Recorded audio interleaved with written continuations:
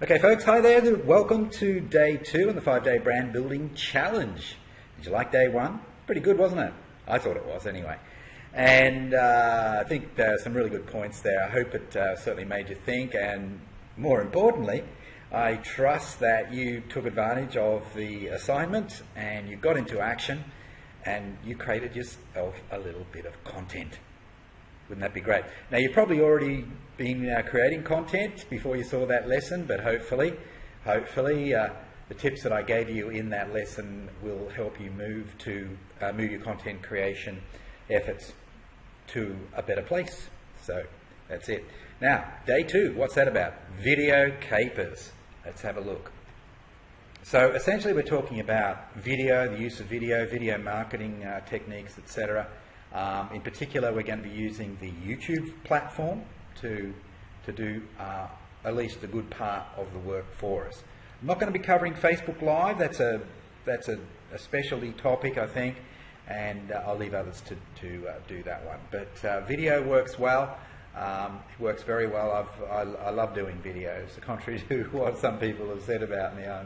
I'm not against video at all, and neither am I against Facebook Live, but we need to do it right, and it's once again just as it's important to be constantly upgrading our skills with text-based, the creation of text-based content.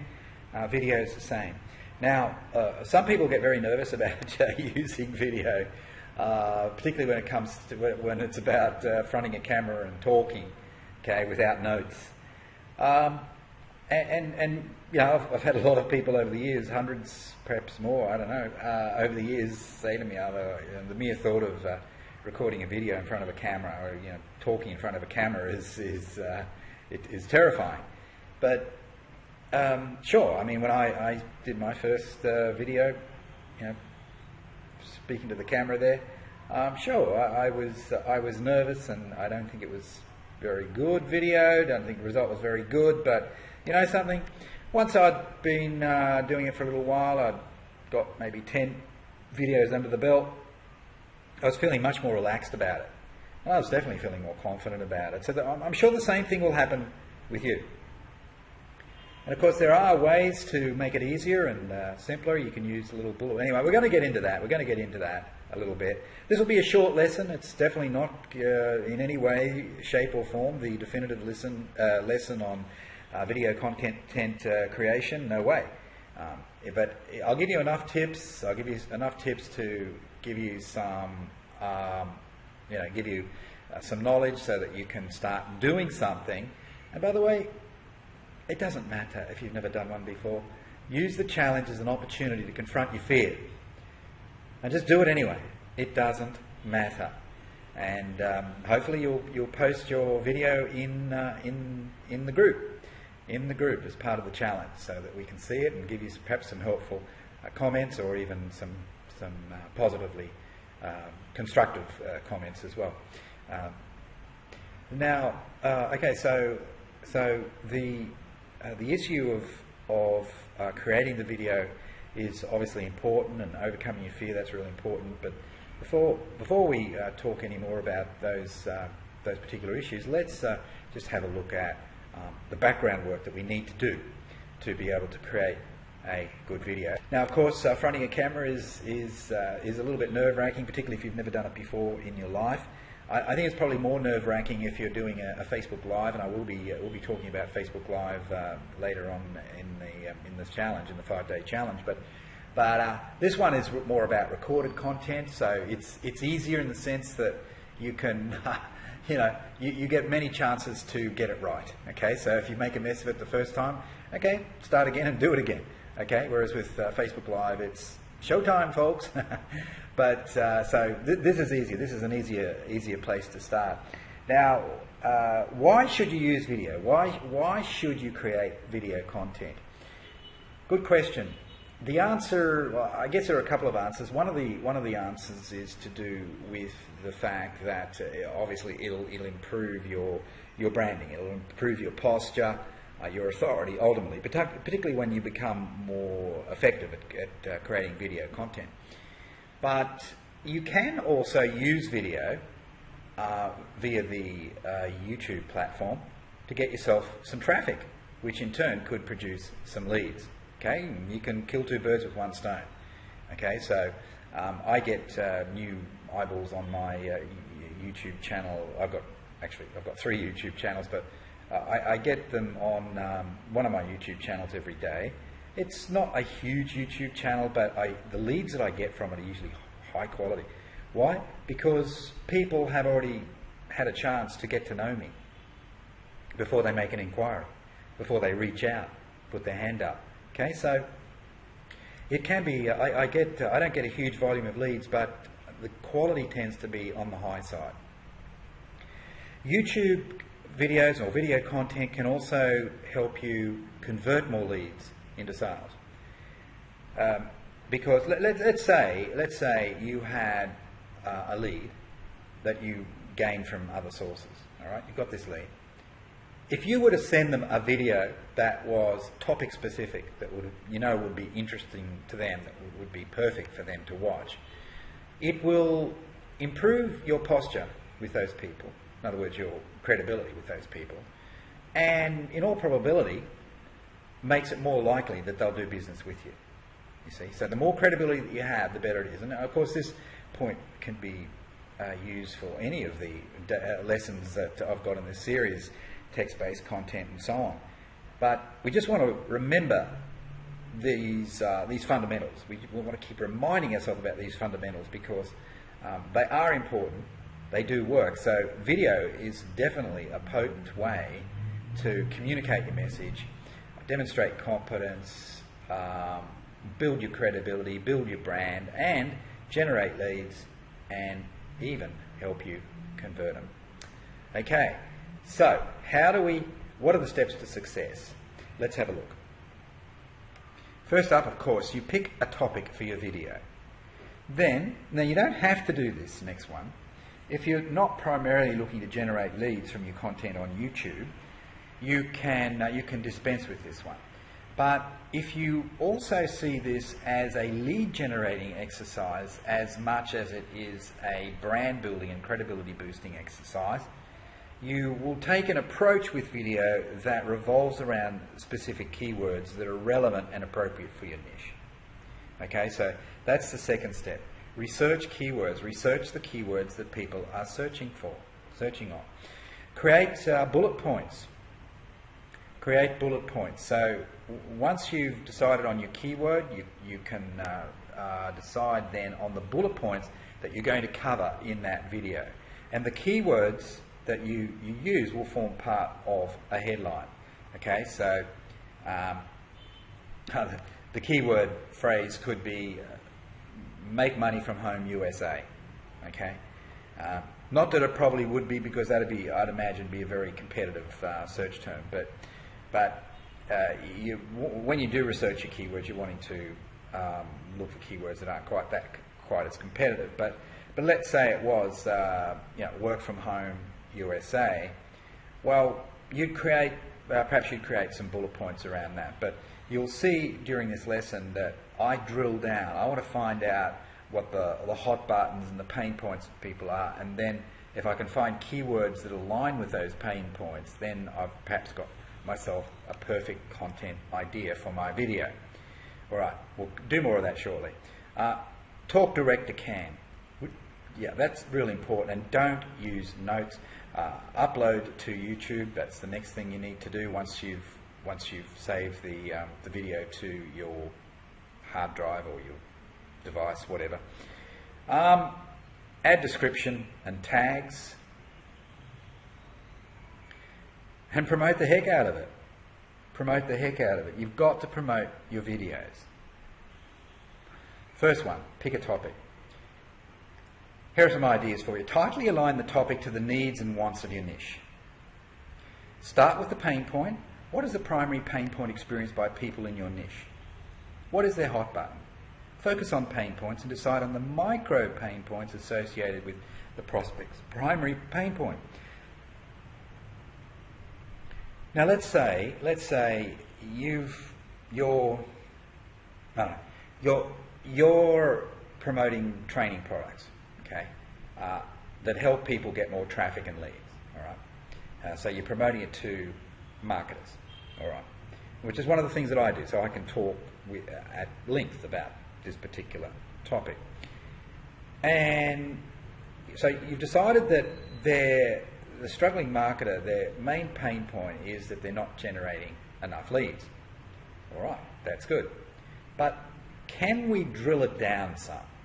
Can we drill it down? Can we explore the micro pain points that underpin the macro pain point? So we've got this group of people who are not generating enough leads. You know anyone like that? I'm sure you do. You probably know hundreds of them. But what type of leads are they not generating? Are they wanting to generate leads on Facebook? Are they trying to generate leads with solo ads? Or they've been spending money on Facebook ads? Right? They're all micro pain points. They spent some money, they spent, $1,000 on Facebook ads and they got zilch out of it. That is a micro pain point, isn't it? So the macro pain point is not generating enough leads, but the micro pain point, which is much more specific for person X, is that they're not generating leads on Facebook. So you could create a piece of content around Facebook ads. And if you want to sell against Facebook ads, you could talk about the difficulty of learning Facebook ads, the risks associated with Facebook ads. You can really bring out the pain here, okay? The complication associated with it, etc. You see? So we're focusing on some micro, and you could drill it down some more as well. So you could create a whole series of mini or micro topics around lead generation, all right? If that was the thing that you want to create content about. If you're in the health industry, okay, well, you have to go through the same exercise yourself. If you're a consultant, you're a coach, something like that. What are the pain points associated with your industry? What are they with your niche? Okay, you're targeting stressed and hassled executives. All right. Well, what are their pain points? Well, they're stressed and they're hassled, but we could drill down some, couldn't we? We could determine that some of these people who are stressed and hassled are eating too much because of their stress. They're putting on weight. Maybe it's affecting their health. There's another micro pain point. But we could even drill down more from the health micro pain point. The health pain point. What are the micro pain points? It's stressed and hassled executive. It's putting a strain on the marriage. It's putting a strain on his relationship with his kids because they hardly see him anymore. You see what I'm saying? You just keep fleshing it out, and you'll come up with a whole list of mini topics. And the idea is that you create one video, one piece of content for each mini topic. You don't do it all in one video. You don't. So you create a video that might be 3 minutes long, 5 minutes long, something like that, about that particular mini topic. It's a teaser video designed to stimulate people's interest and demonstrate that, hey, you've got their welfare at heart. Number 2, research keywords. As I said, this is important if you're looking for a search engine like YouTube, or even its parent company, Google, to rank your video content in their search engine and send you some traffic, and hopefully you'll get some leads from that. If that's not a priority for you, if you're primarily 100% focused on generating more brand credibility, okay, forget about this section. But I think it's probably helpful for you to know it anyway, or at least have an idea about how it works. So here's what you do. Check to see if your chosen micro pain point is being searched for on YouTube and Google. Okay, so you just type in the pain point and you see what the results are. Okay, and if you see a lot of results, it probably means that there'll be a reasonable amount of competition. So maybe you can drill down some more and create a longer tail version of the keyword, and then do a search on that. And maybe there's not so much competition. You could use Google's keyword tool. I'm not going to go into that, but if you haven't seen that, just do a search there. You'll need a Gmail account, and you'll need a Google AdWords account. Not that you have to spend any money. You can use their tool without spending any money. Okay, and then you can you can type those keywords into the space provided by the tool, and then they'll give you a response which will indicate how much competition there is for that keyword phrase. Okay. Now, once you've done that little bit, then you can include one of the keyword terms in your topic headline. Okay? It's important that you put the keywords themselves into the topic headline, even if it's part of a longer headline. It's important you do that because then the YouTube search engine will pick up, because it scans the headlines, see, and it'll pick up those keywords, so it knows what your video is about. And then it will compare it with their competitive data to determine where your video should rank.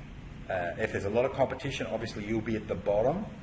But if there's not so much competition, and certainly in time, as your video as your channel becomes more popular, it's much more likely that YouTube will rank your videos higher up the list, if you understand what I'm saying.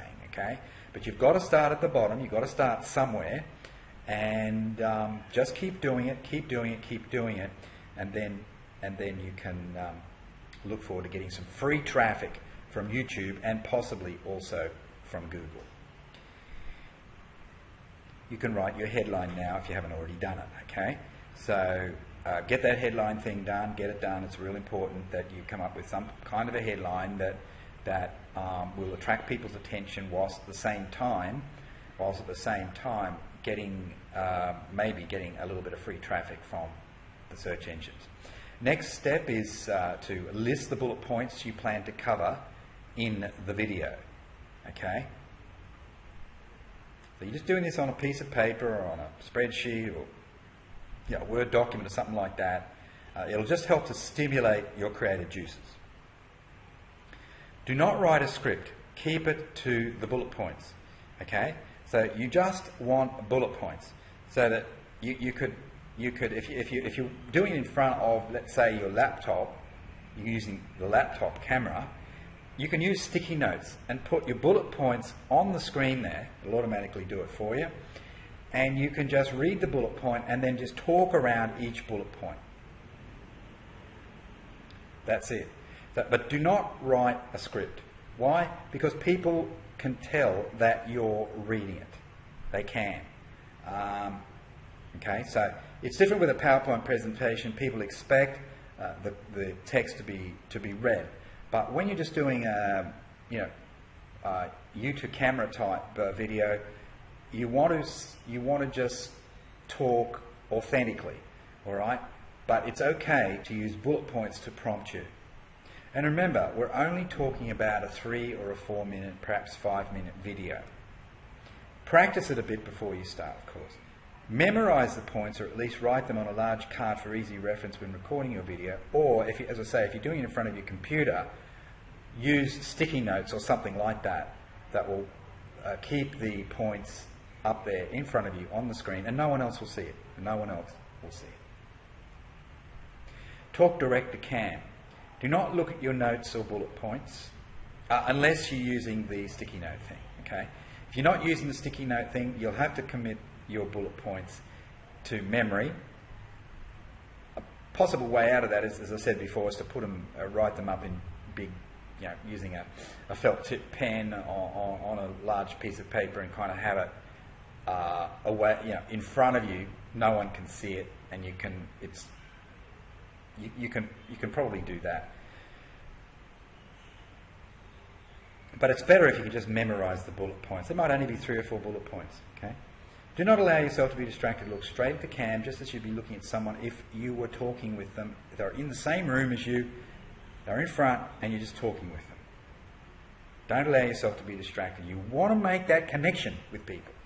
You've got to make that connection so that they feel that they're getting to know you. Okay? Now, once you've completed your video, I know this might sound like I'm kind of skipping through it, but it requires a bigger training to do full justice to this topic. But all I want you to do is to get started. Do something. Do something. I don't care how rough and ready it is. Just get into the game. Now, once you've done your little 3-minute video, hey, look, to start with, maybe it's a 1-minute video, 2-minute video, whatever it is. Once you've done it, you need to, of course, make sure that you label the file correctly, and that's about including the keywords in the file name. That's why I said that earlier. Just reiterate here.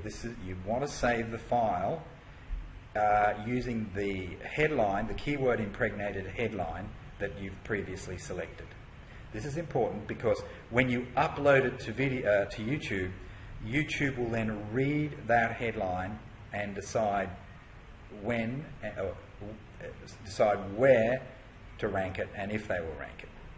Okay, so it's very important that you have the keywords impregnated into the headline. Then you need to add descriptions and tags. So a tag is another term for keywords, and there are 2 places to put your tags or your keywords. You write your description into your description box. So you write maybe a paragraph of text about your video, and then under that you would include a list of your keywords that you're targeting. Okay, Facebook leads, get more leads on Facebook, or whatever your video is about, you'll put it in there. And you can get ideas for keywords within Google itself. You just type in the keyword idea that you've got into the search box, and then they'll give you some other keywords, popular related keywords that people are also searching on. So you can type all of those keywords into the description box under your video. So you've loaded your video to YouTube. Now you write a brief description, put your keywords underneath.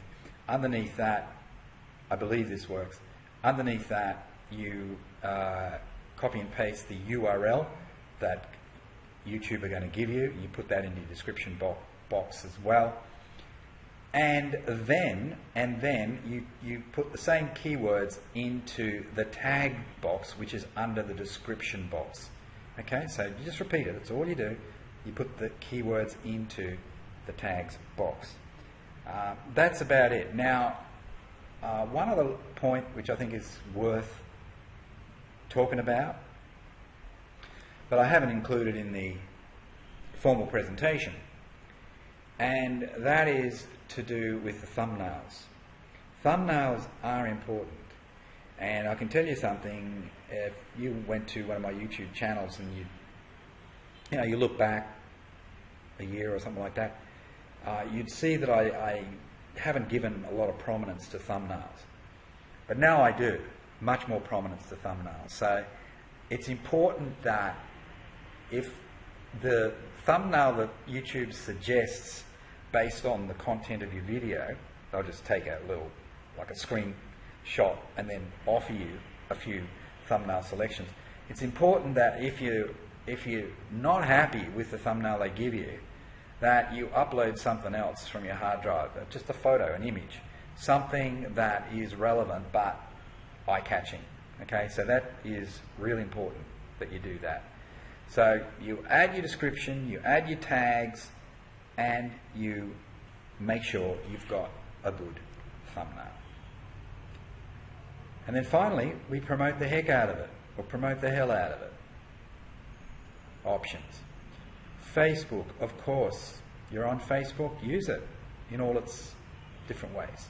In all the different ways that you can use it. If you've got a Facebook group, do it in there. If you do it on your Facebook profile. If you've got a Facebook page, do it there. Okay? Other groups, do it in other groups.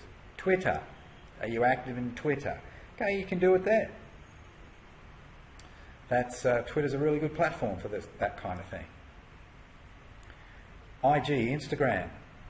You can promote it on Instagram. Make sure you use a good image, though. It's really important that you use a good image, particularly with Instagram. You have a blog. Promote it on your blog. And then promote the blog post to people on Facebook, Twitter, Instagram, and so on. You can do it 2 ways. If you've got a blog, I would upload the video to your blog so people can watch the video on your blog, and then if they want to click through to YouTube, they can do that. Let